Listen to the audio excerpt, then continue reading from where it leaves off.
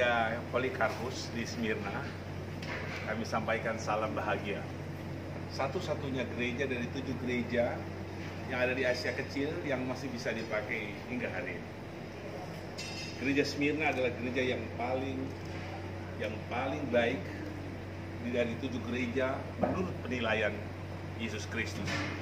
Gereja ini adalah gereja yang penuh dengan kesusahan dan kemiskinan, karena mereka mengalami tekanan yang berat dan diakses kepada dunia kerja dan juga pertanian mereka dihalangi. Kondisi mereka sangat menderita. Gereja ini juga difitnah dengan berbagai hal. Dari dunia politik mereka terpinggirkan dan mereka dilaporkan dengan pemerintah, dan akhirnya mereka mengalami situasi yang sangat buruk.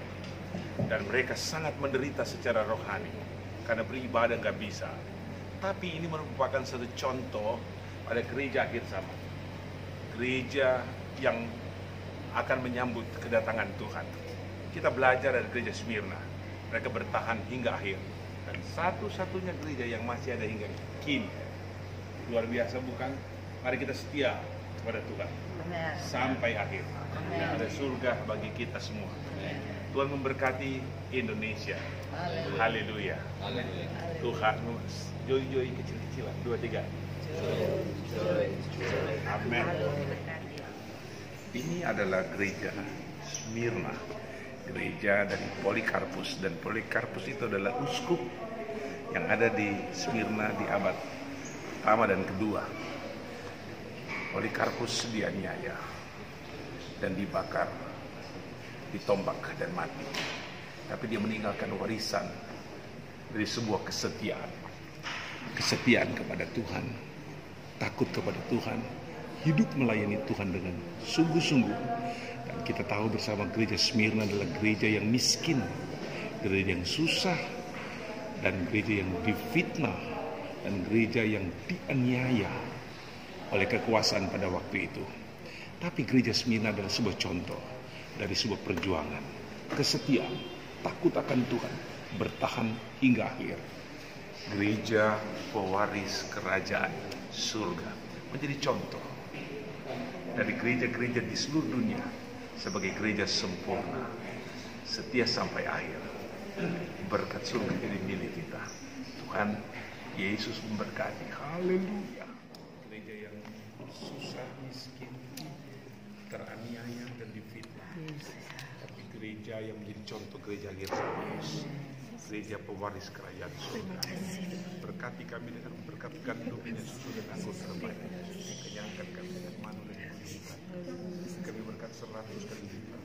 Berkat Abraham, Ishak, Yakub dan kami. Hidup kami jauhkan untuk katakan jauhkan jalan akan baik, jauhkan sakit, datangkan sehat. Kami adalah guru berkat, berkati alun Tuhan. Kami mengucap syukur karena kami dipenuhi dengan kuasa Roh dalam nama Yesus. Amin. Inilah bunyi surat yang ditujukan kepada jemaat Smyrna, jemaat yang luar biasa dan sangat spesial di mata Yesus, jemaat yang dipuji oleh Tuhan Yesus. Dan tuliskanlah kepada malaikat jemaat di Smyrna, inilah firman dari yang awal dan yang akhir, yang telah mati dan hidup kembali.